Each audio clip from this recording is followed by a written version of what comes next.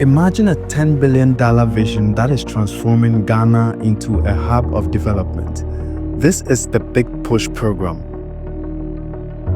Some have drawn parallels to the rise of places like Dubai, China, and other countries. But what does this ambitious initiative mean for Ghanaians?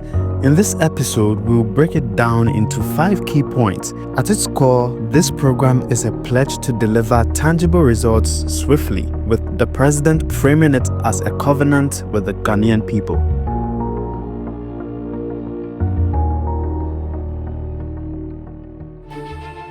For decades, some regions have been neglected, particularly Volta region have felt sidelined, with infrastructure lagging behind. This time around, the president assures that no region will be left out. It is not out of place that we are launching the Big Push here in the Volta region today. We did the first launch in Afienya, just outside Accra, and we came to continue the launch of the Big Push here in Volta region. And we're launching it in the Volta region because over the years, Volta region has had some of the most neglected, abandoned roads in the country.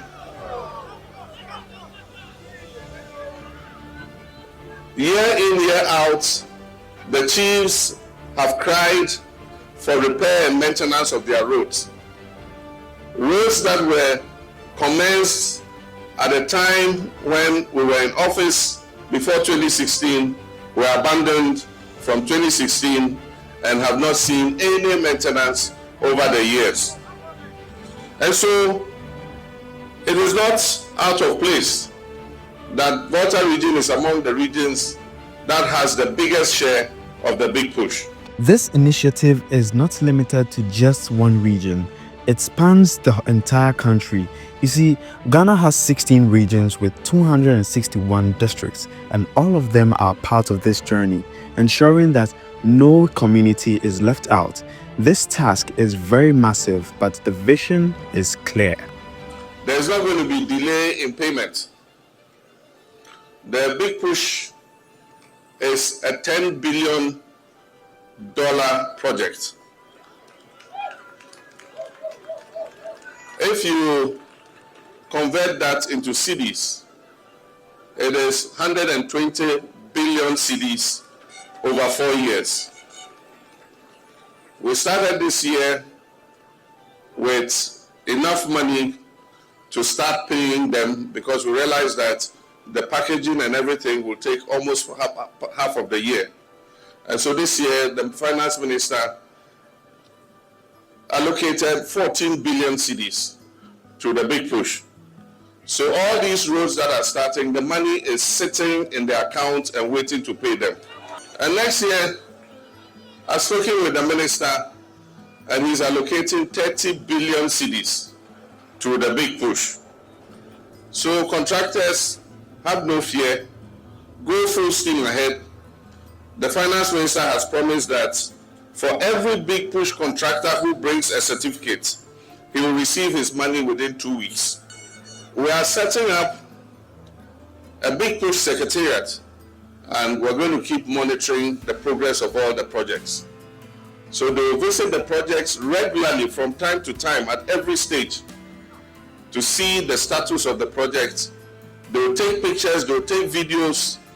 And so I'll be sitting in my office and I can see what First Car is doing on the whole Aflao Road. I can see what Oswald is doing on the Afienya Dodowa Road. Every contractor working on every road in this country, I'll sit in Accra at the Flagstaff House and I'll see the work they are doing. At long last, as our first president said, the Big Push is here.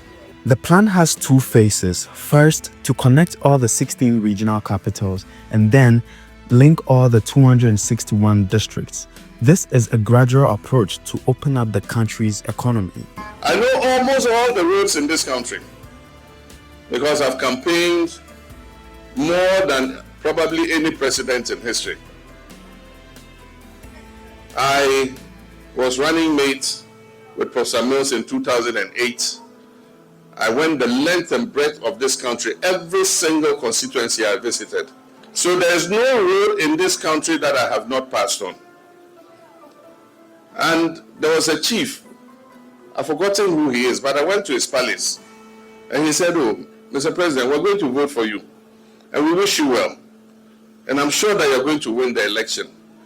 If you win the election, if you don't do anything at all, don't bother about hospitals and schools and this, you just fix our roads for us.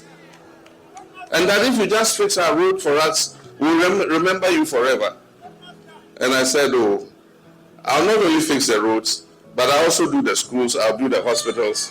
And so there are several roads that we're going to work on simultaneously. And as we said, at Mpoku Ho, Hoa Flower, are roads that we are going to work on. With these types of projects, it is more than concrete and machines. The president has committed to using local contractors, which means that more job creation, training, and skills development for the youth. If executed well, this program could generate thousands of opportunities. And I urge the constructors, because you are going to be working and we're paying you, the construction industry is going to grow. There are a lot of young, enterprising Ghanaians who have graduated as civil engineers, as different kinds of engineers, mechanical engineers, electrical engineers, who are sitting at home and not doing any job. Please open up your recruitment and recruit these young people for me. Recruit my younger brothers and sisters so that they can start to work. We have given priority to Ghanaian contracting companies because we believe that Ghanaian companies can do as well as foreign companies.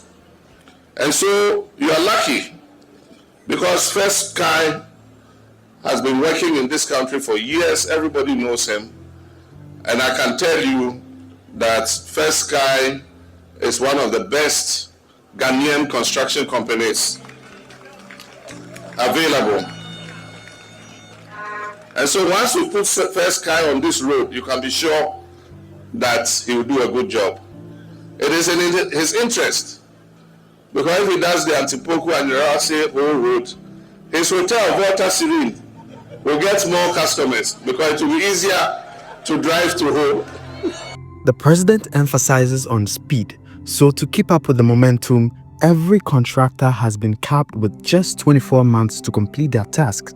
And this echoes the sense of urgency that made places like Dubai and China stand out. The big push projects have been allocated in such a way that no contractor will take 24 months to complete, because we haven't given any contractor too long a stretch that will take him too much time. We've broken it up into pieces so that every contractor can work quickly and then they join their portions together. So let me apologize to Ghanaians. From the launch of this big push here, the whole of Ghana is going to become a construction site. So bear with the contractors. When you are driving, there will be some inconvenience because the road work will be going on. But know that we are suffering to gain. So let's bear the inconvenience.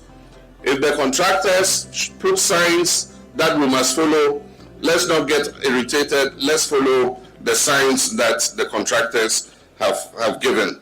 This program isn't about construction of roads. This is also about new railway corridors, multipurpose dams, all designed to boost trade, transport, and energy.